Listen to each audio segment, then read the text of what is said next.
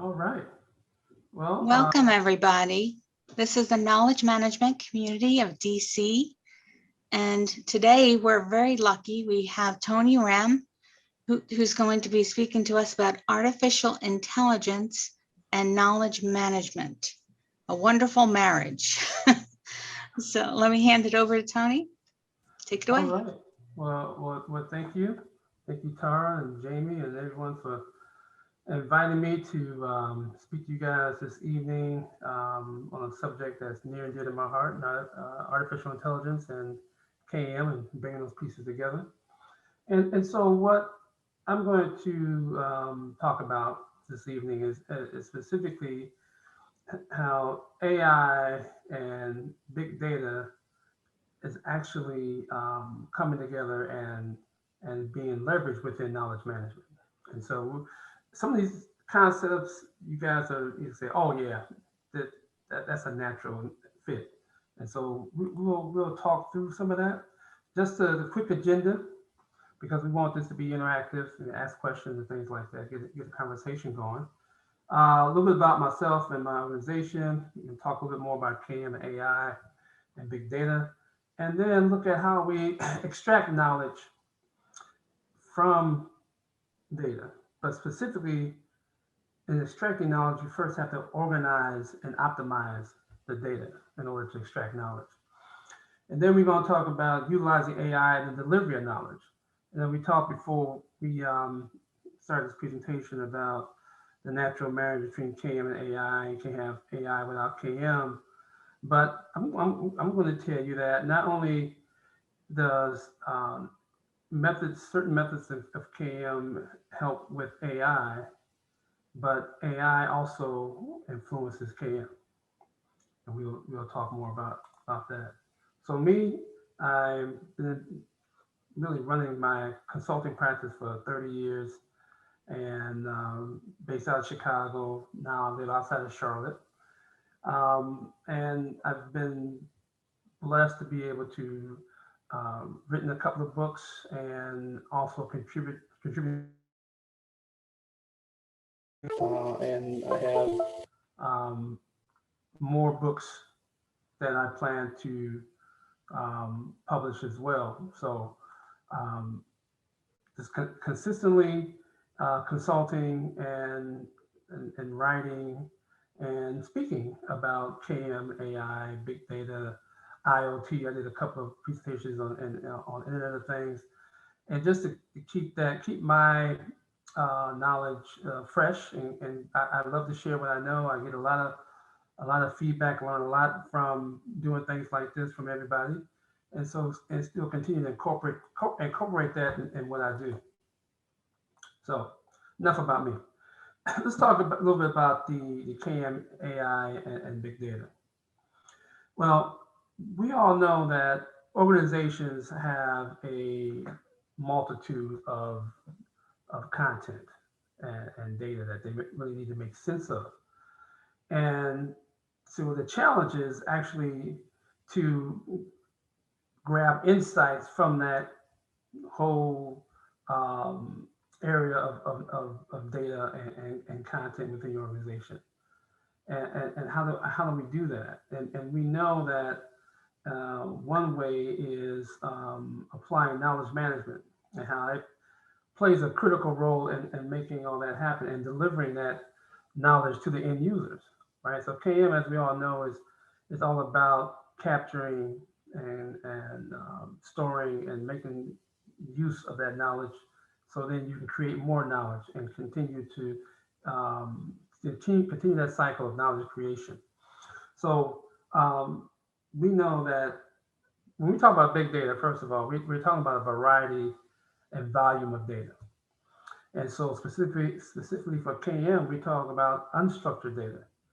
And that's in the form of PDFs, Word docs, graphics, images, video. It's those elements that we use, tangible things that we get our hands on through different repositories, KM systems, content management systems, that we then have to say, okay, how do we put structure around that to be able to find it and use it and leverage it for us to continue to make decisions and execute on the different tasks that we have. So with AI, understanding one thing, you have this, what you call this universe of content. Then you have with KM a way of organizing it and distributing it for use and reuse. And then you leverage artificial intelligence, specifically machine learning, in order to help predict what knowledge a user may need based on how they're searching for or based on the intent of how they plan on using it. And so AI is that piece here that really elevates the flow of knowledge, elevates how knowledge is being used or can be used within your organization. So a little bit more about when we talk about KM, AI, and big data. So big data itself allows us now to use our analytic powers with the use of computing power and storage, allows us to now use its analytic capabilities to understand what we have in our organization as far as data is concerned. And how we do that or enhance that is through the processes and procedures that KM brings to the table.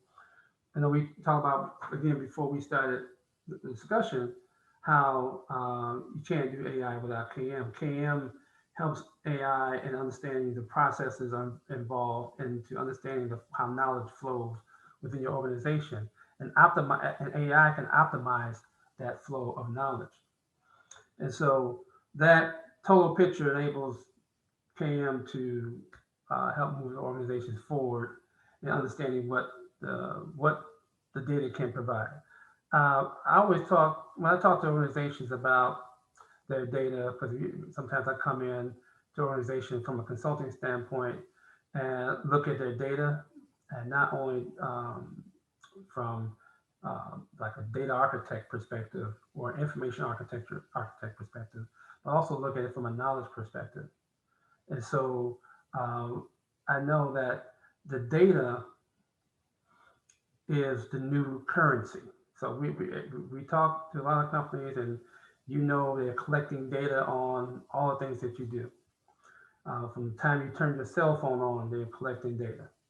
And so a lot of companies understand that data is the new currency, but data also drives the ability to use AI in the form of machine learning to extract knowledge from that data.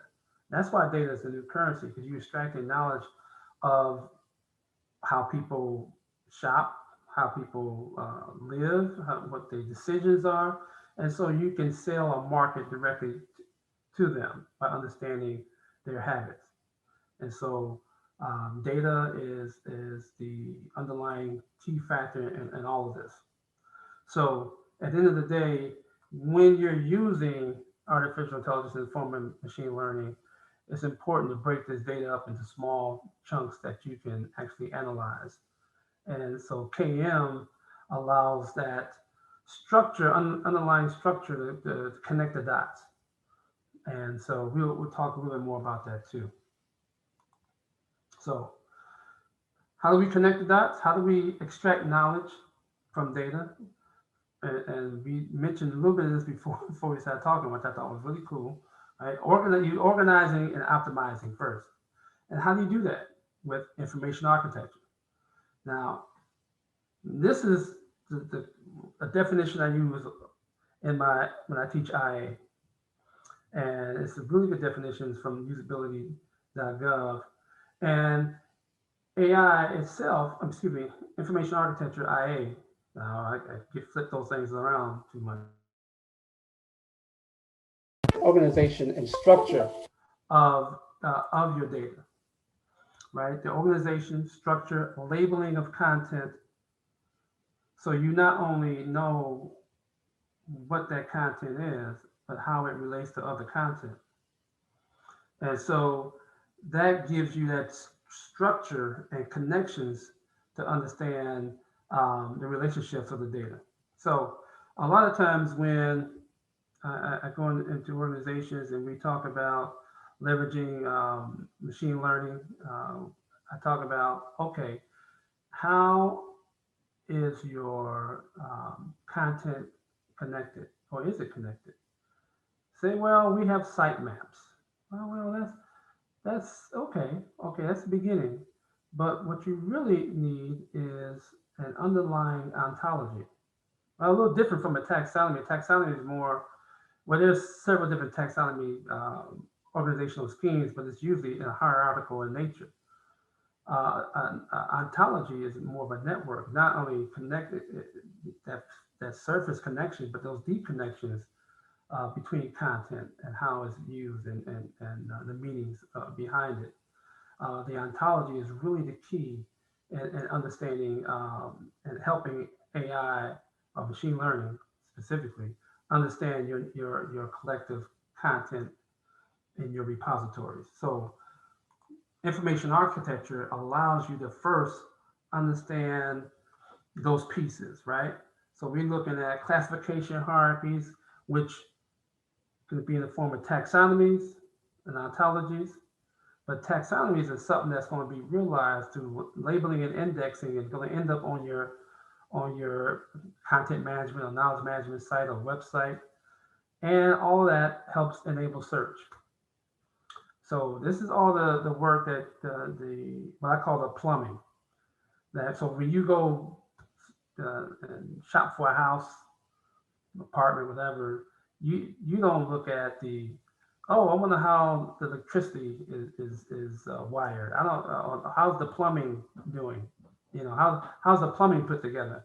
No, you look at that beautiful kitchen or that man cave in the basement or that beautiful living room. But when you turn the switch on, you want the light to come on. When you turn the faucet on, you need the water to come on. So that's information architecture. When I search for something, I expect what I'm searching for the surface. And not only that, now I'm expecting the other pieces that I may not have an idea that are there, but because of the relationship, I expect them to come up as well.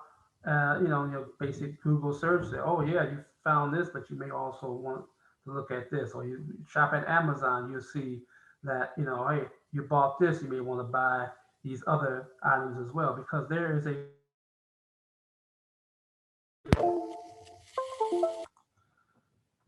now as we move forward with information architecture, we know it's all about the users, the content itself, and the context. The context is the piece that the machine learning really focuses on. All those organizational pieces together. We want to know the context of what you're really needing to do, and so that helps with those relationships coming together. And with information architecture, I talked about this about 2 minutes ago. We talked about the knowledge flow from connecting with a knowledge source, collecting that knowledge, storing it. Right? You have to have a place to store it, using it or reusing it. Then you're learning from it. Then you're creating new knowledge. Then you're storing it again. You're storing new knowledge. So you're constantly doing this. And that knowledge flow is put together through the organizational structures and relationships that you uncover with information architecture. Not only the tangible things that you can get to the documents or lessons learned or guidelines or video and voice files, but also the people in the form of, the tacit knowledge. You can't really, right, well, I don't have that type of equipment. I just plug my brain into the computer and capture everything I know. But from a tacit knowledge perspective, you can capture a profile of individuals, what they know, and have it align to the specific content that you're capturing. So that's part of the knowledge flow as well. And I know many of you have either heard of or worked with or developed knowledge graphs and knowledge maps. And so this is the precursor of getting those relationships together to even start to build a knowledge graph or a knowledge map. So IA at its core, when it comes to when we say or talk about the connection of KM and AI, we're talking about information architecture. And we're talking about how information architecture is used to curate the data or prepare the data for a machine learning algorithm. Now, typically, and they have some tools out here now that help you curate data, but that process is the most tedious and time consuming for any data scientist that is, building and modeling algorithms to do analytics on a corpus or a collection of data. And so curating that is the process of what information architecture provides you, that organization, that labeling, because one of we'll get to this toward the end, one of the major machine learning algorithms is predictive analytics, used for predictive analytics, and it's structured, very structured algorithm labels. And we'll talk about that more in a bit.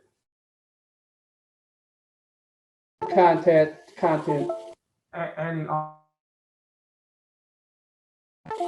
and all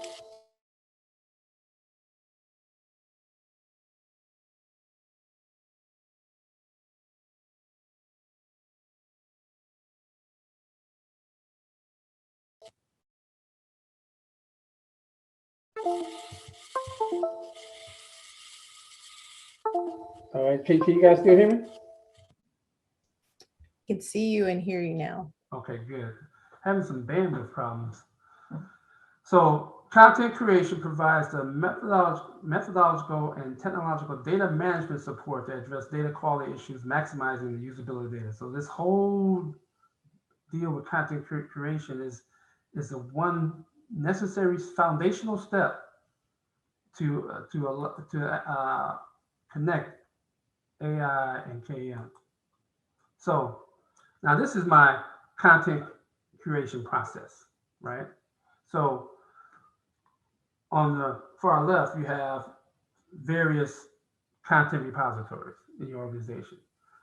Most organizations have more than one, right? And so you have various content sources.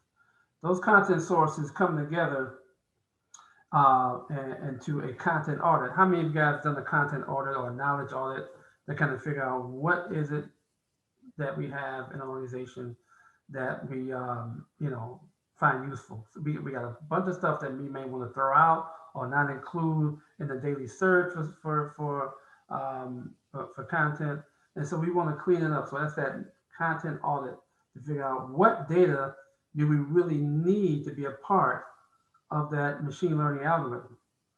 From there, that's part of the content analysis. And then we start adding those pieces from the information architecture, the tagging, control vocabulary, building ontologies and taxonomies to better understand that universe of content. From there, we index that content. We sign metadata, which is descriptors describing that content, and whether it's a document or a graphic and so on. From there, you map the content to a common ontology or taxonomy. But so you're building those relationships. And so a lot of times when organizations, I'll give you guys some from my experience, is that when you are building an ontology at an organization, you want to leverage the preferred terms and vocabulary of the organization. But say it's a financial institution, you may supplement that with already curated financial taxonomies and ontologies, kind of fill the gaps in some of the relationships and some of the connectiveness of the data. And so that comes together to continue to build out those relationships and understanding, and gives more deep context to that. So from there, you then will produce a knowledge base, a database of curated content. And that curated content is now able to be used by analytics, labeled and properly positioned and to use.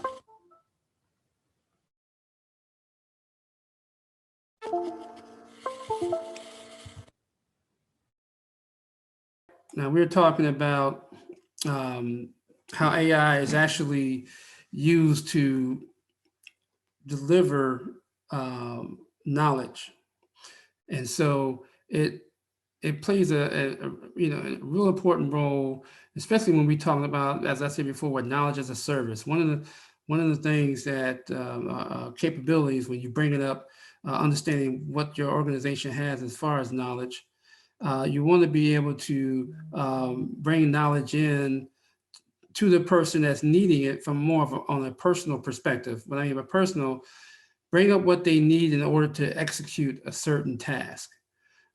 Say if you, for instance, are a consultant and you're at a client, and your client asks you, say, well, we need you to develop a KM strategy.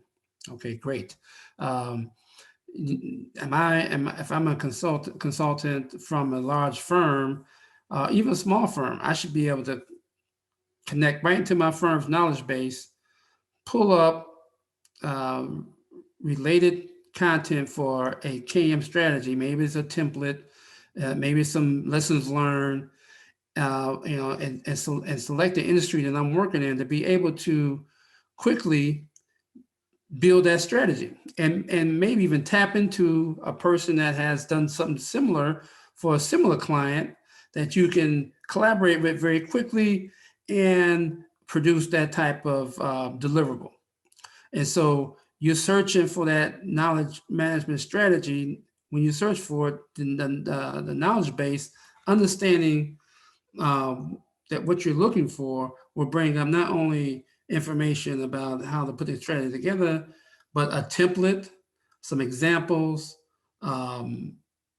people who have done it before, and make suggestions on things that you need to do in order to complete the task. So that's AI personalizing that knowledge and reaching out into your collective organization, bringing that knowledge to the forefront.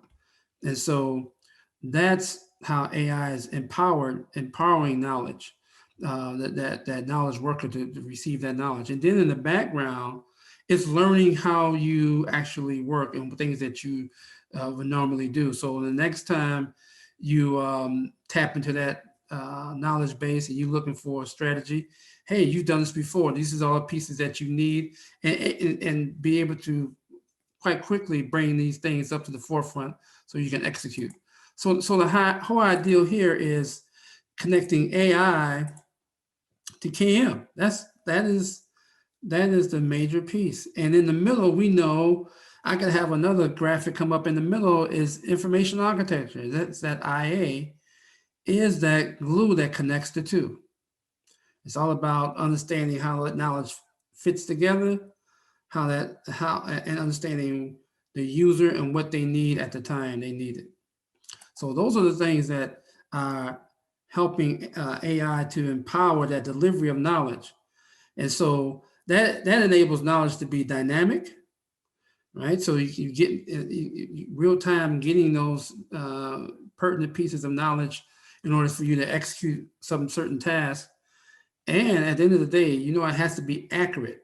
So when we say accurate, that means it's coming from an authoritative source within the organization, and you're also tapping into authoritative voices or subject matter experts that contribute to the richness of that knowledge. And it remains accurate because of the governance that you have wrapped around your collection of knowledge to help keep it maintained, up to date, and relevant. The worst thing you can do is retrieve some knowledge that is several years old, hasn't been updated, and then find out that it's things have changed since that knowledge was created.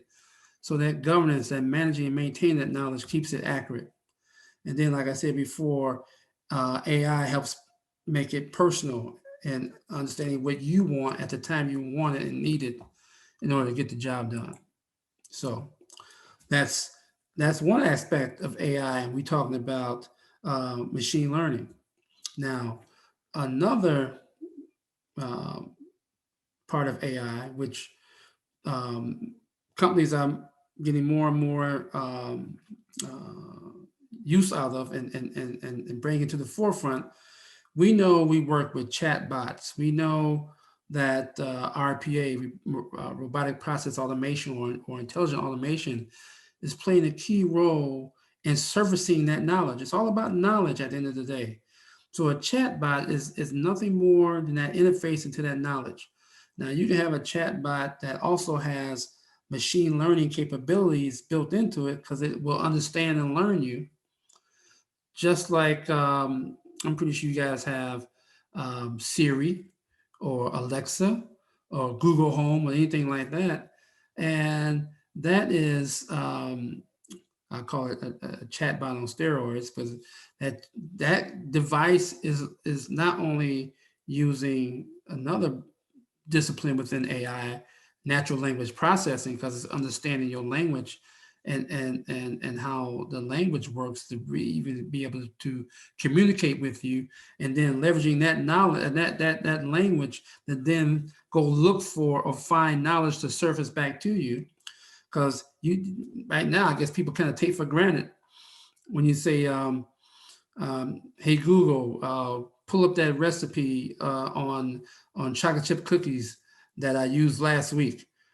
It understands what you said based on understanding the language, and then keys off those words and the ontology base that is built in the background to know the context of what you're saying, that then go out to the knowledge base and bring you back that recipe like that. So it's all those pieces, all that work that the KM person and the AI person did together in order to realize that scenario, and that's through your digital assistant. You can be interacting with a chatbot on a site, say like a Dell. I ordered a laptop from Dell a year ago, and I thought was some things were very cool. It really made suggestions on what type of computer I needed based on what I was putting in there. But then the other thing that was good, it's automatically sent me a copy of the script or the interaction I was having with the chat. And it reached a point where in the conversation, it asked me, "Do you want to speak to a representative?" And I said, "Yes." And it phones the next available representative. You're not online holding for one. It searches and gets to one that's I don't know where in the network, but one that's readily available to bring that person into the conversation. So it's still you're interacting, and then that chatbot is still learning you in the background. So these are the things that AI bring to the table, but KM is enabling that to happen, right? Because we can always go back to how, the ontologies and taxonomies that were built, relationships between the content, understanding what certain keywords I said from, typed in your chatbot conversation or spoken into the Siri or Alexa, and to bring up the knowledge that you're looking for. All those pieces together help enable that. And so that is another way AI is empowering KM to bring in the knowledge, but KM is also enabling AI to do its job. So it's something that I've noticed years ago. One, when I got into KM from AI, one a colleague of mine in DC, Jay Leibowitz, I don't know if you guys know him, but Jay Leibowitz told me, I said, Tony, look, your background in AI is perfect for knowledge management. I'm thinking, what is the world is knowledge management? This was in 98, 99. And went to a seminar, and it really kind of hit me. I said, you know what? It's all about knowledge.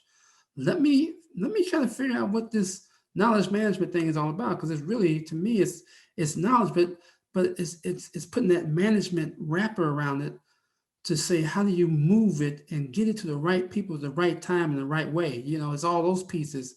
And then I went off into knowledge management land, all knowing that it has a deep connection to AI, but not until around 2015 or so, when big data was started to be more prevalent, and the algorithms and machine learning became more prevalent, because I was doing expert systems back in the day and neural networks back in the day. And now we have this more powerful machine learning. I said, now is the time. Now you really can bring AI and KM together. And then you say, well, man, that's a big leap from the leap between AI and KM. What is it that we need to bring those pieces together? And that's when we talk about the information architecture, right? And so in this slide, AI will power the delivery of knowledge by providing these things. So I'm just kind of encapsulating what we just talked about: predicting trending knowledge, area, and topics, identifying target knowledge that resonates with your workers, personalize it based on what you need at the time or the individual preference, improve content decisions through machine learning, search technologies. Now, search has evolved. A lot of search engines have evolved to use a lot of AI constructs within the search engine. A few years ago, worked with the Oracle KM product, and Oracle bought Inquirer. I don't know if you guys are familiar with Inquirer. Inquirer has this really sophisticated search that uses a lot of rules in the search, in building the search intents and training the search engine. And so that was my first entree into understanding just how far AI has integrated with KM, and that and into the search mechanism, because we always complain, oh, the search is not working, blah blah blah blah. It's not really the search may not be working, it's your data has not been architected in a way that will help enable the search. But AI is also bringing that into play. If you work with tools like Smart Logic Semaphore, which has an ontology management piece to it, and you build an ontology in it, but it helps manage and grow the ontology once it is in the tool.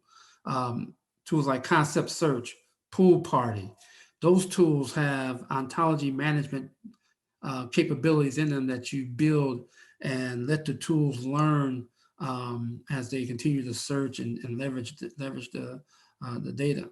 So those are the things that are in the market today, and companies are actually using and putting them into play, into production and use in organizations. Now, from AI and KM predicting trending knowledge, this supervised learning is the area of machine learning. Now, these are like the four major machine learning types of algorithms.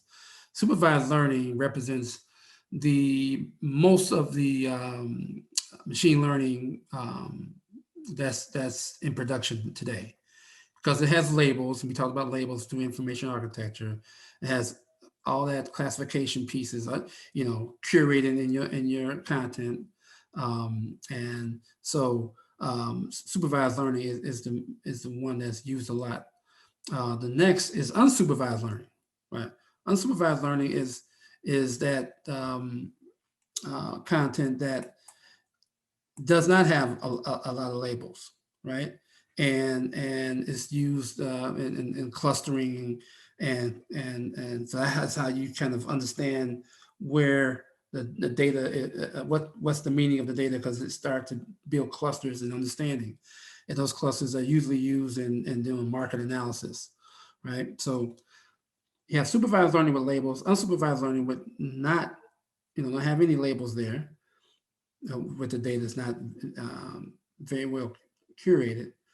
Then you have something called semi-supervised learning, which kind of combines both, right?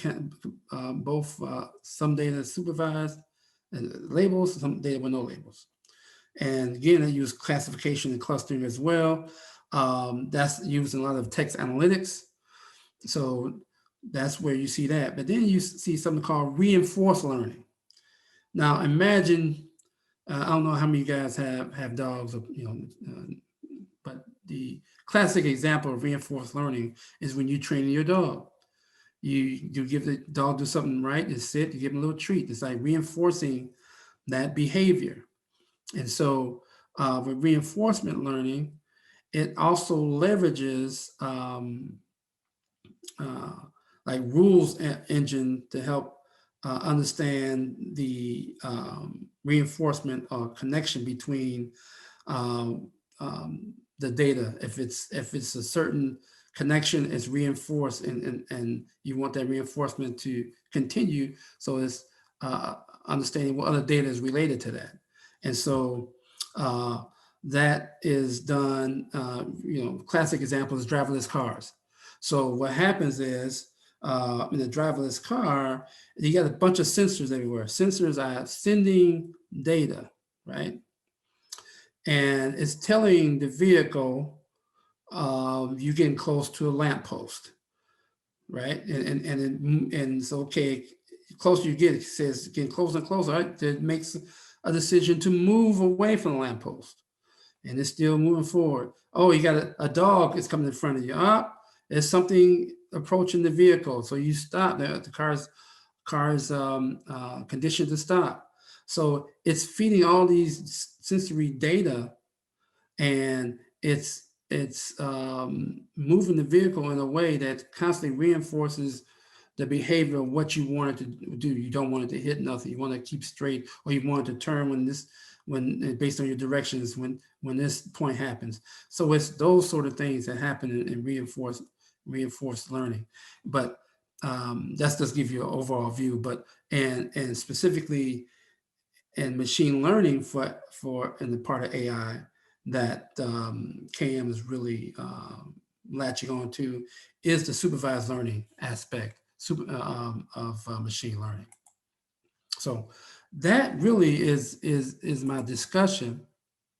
And so I wanted to take you guys on that journey of, okay, we have this relationship between AI and KM. We have the glue, which is information architecture. We have this big repository of data that we can then, discern knowledge from, because we're using information architecture to put all these things together that they can enable all these other good things to happen for us. And at the end of the day, it's all about delivering that knowledge to the right person in the right context in order to execute something and do their job. Questions, concerns? Tony, what is this? Tony, you're right on. Absolutely. So what do we think?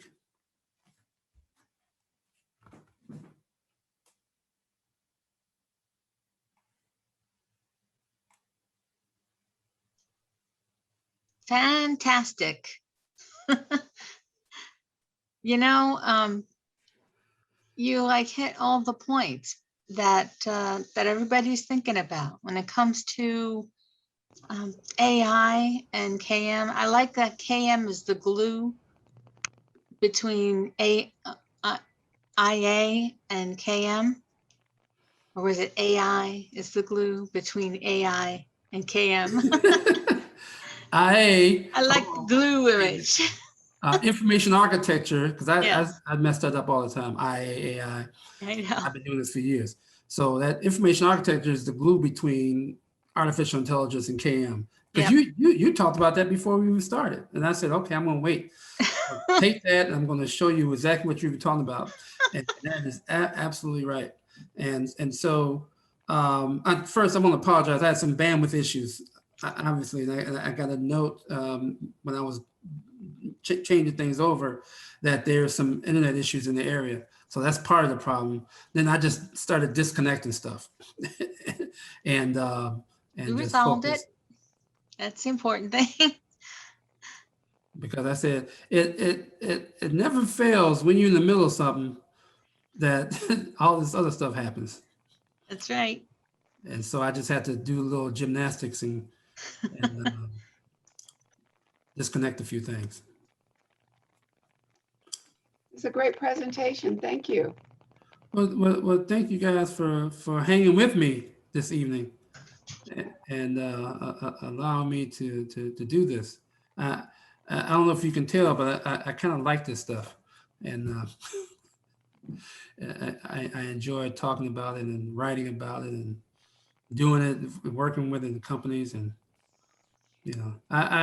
my motto is I try to have fun in everything I do, and I'm sometimes my wife will talk about me because I have a 15-year-old son, soon be 15 and a half, and we're getting to these geek type conversations about computers or whatever, and the wife just looks at us as it just you all are different, and I really enjoy this, and I thank you guys for allowing me to have some fun tonight and talk about this.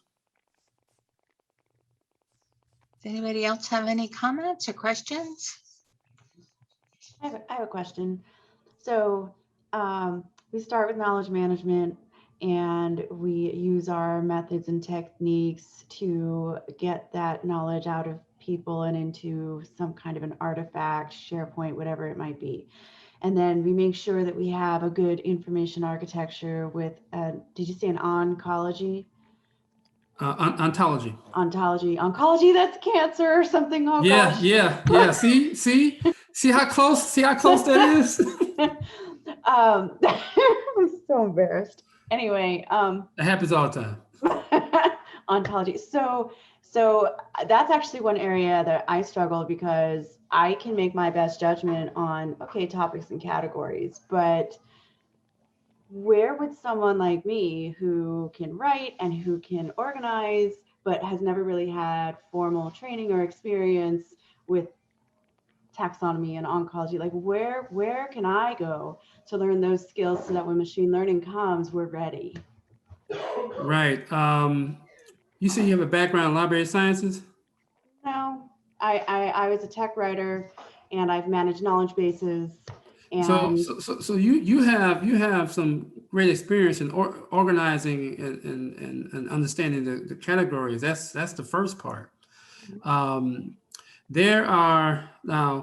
There's a difference between building taxonomies and ontologies. Taxonomies, it's organizational schemes, and that's sort of a higher level of abstraction. Ontologies, getting that lower level, understanding terms and phrases and how they fit together. I teach a class at the Kmai, Knowledge Management Institute, with Eric Widener and Douglas Widener and team. And my class on information architecture, we talk about how to build taxonomies. And I also discuss a little, we don't actually build it, but how you can start to extract an ontology from a taxonomy as a basis. So there are folks that specialize just in taxonomies. So those are taxonomists, and those, and I'm like, they are really deep, right? And so there are other folks that have, there's tools, it's a tool called Protege.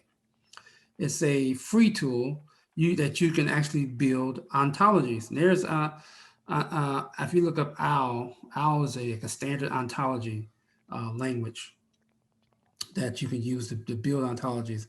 And that's, and I could take a side step on this. I was part of a team, my team, we partnered with the University of Chicago, and we built a did this cancer research project. And so we wanted to build algorithms that would help understand and figure out treatments for non-small cell lung cancer. And part of that was building an ontology. And we found that, cancer research has been going on for a long time. There were already baked in ontologies already built. And so what we did was we leveraged several different ontologies and mashed them together to build a master ontology. And I've learned more about non-small cell lung cancer than I ever thought I would learn. But that's taking it really deep into a certain area. Say if you're in finance, in the financial area, I did some work with TD Ameritrade, and that I was able to contract with a professor at Duke University who had built a financial taxonomy and ontology. So we contracted with him to buy his ontology from him. So we can, because the company has their own terms, and then you supplement with that other, what they call industry domain. And so the point is, it's to learn how to do ontologies is a challenging task. You have the skill set to understand how to do it, but then when you start getting into the minutia, you're like, okay, I need a tool to help me. But once you get a tool and you understand it the way you do, you can start building it out and to how your company has these terms associated. But then when you say, well, you would know intuitively, like, look, my company does certain things a certain way. I want to be able to expand that so we can use AI more efficiently to see the connections. I'm going to bring in a industry ontology or taxonomy or whatever to supplement that. Most companies, most vendors with their tools, they will have industry ontologies built in already. For instance, Oracle KM has that already built in. So as long as you understand how to build relationships, you can understand how the ontologies work. Do you also need to have your knowledge experts to come in and help shape what direction those are going, so people aren't spinning their wheels? Right. So Putting the right buckets. you definitely need the right bucket. you definitely need people who are experienced in understanding how to understand control vocabularies, understand how the control vocabularies fit together. And so those are usually the information architects or the taxonomists, the types of KM people that really focus on the data and the relationships. So you definitely need KM people with that skill set. Or I've worked on a project where we actually brought in someone that had library sciences background, but their job ended up being a information classification specialist. So they knew how these things worked, and all we did was train them. Well, I didn't train them, but the vendor trained them. We had trained them on the tool because they had that knowledge, and then to be able to use the tool to build out these ontologies to be used. Then those ontologies were used in different search engines. So you know how these things kind of fit together. So you guys asking really good questions, and these are the things that because you want, at the end of the day, see, you all already at the point where the rubber hits the road. You're trying to get something done to say, okay, how do we make this work for us? And so you asking those questions to say, okay, if I need to build this tomorrow, what do I need to do? And so those are the things that I want to convey without, just running you down a rabbit hole. And so you can pick up some. I have a consultant mindset, so I'm going to learn what I need to learn to get the job done. So most of the times you can pick up a book on it. You can do or you can contact me, and I know authors that have really good books on these different subjects that recommend them to you, and there are classes on that just hit these one pieces that you can take for for very little money. So if you really want to take a deep dive in something, it's available. So I have a slightly different perspective. I would say, instead of worrying about how mechanically you deploy it or understand it thoroughly, I would start with, what are the requirements? What are they trying to do? And when I say they, we all have bosses that have brilliant ideas because they watched a TV show or they read a book or somebody told them at a bar. But you need to go up a step above that, because you're going to need resources. Go to close to leadership as you can to see if they buy off on your boss's brilliant idea. Go with your boss. Just understand what the requirements are. Then you need to put that together and figure out what you do next. And then you deal with a lot that Anthony's talking about here. Yeah. Ivan hit the hit the home run right there, because without the requirements, you might be spinning your wheels, right? Because it's a lot out there. It's a lot that your company might need, but if you understand what the specific requirements are, then you can focus on that. And you at certain points in time, okay, look, these are requirements. This is the first piece out the gate, right? We've got that going. You want to evolve it. There's more requirements. There's some other things you might want to do.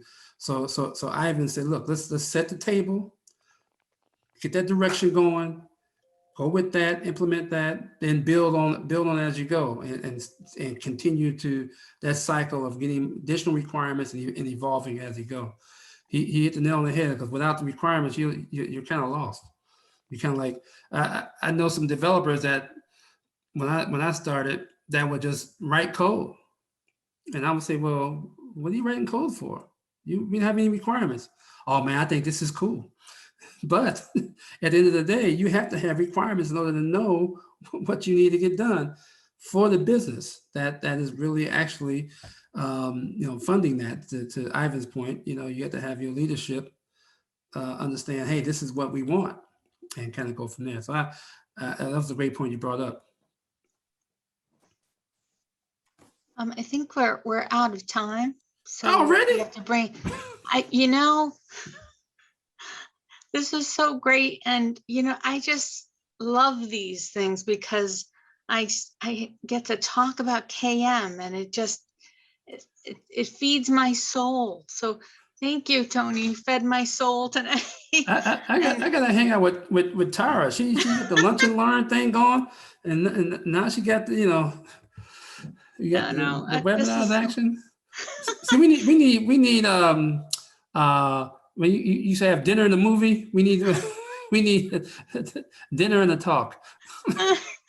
No, this is so wonderful. Thank you, Tony, for doing this, and also thank everybody else who came here, because this is actually what it's all about, and we are. This is so important, and that's why I think I want this to go on for a long time. And Tony, I'm so glad that you've come to help us. And well, I appreciate the invite. Appreciate everybody coming.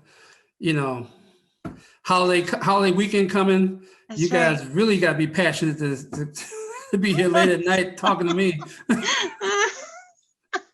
No. So, Everybody have a good weekend, a good holiday, all and right, see thanks, you guys. next month. Woo, yeah. Thank you. Thank you. Thank you, guys. Thank you. Have a Thank good you. one. you. All right. Bye-bye. Bye-bye. Thank you. Bye-bye. Thank you for watching KMCDC's presentation. Hope to see you at the next monthly meeting.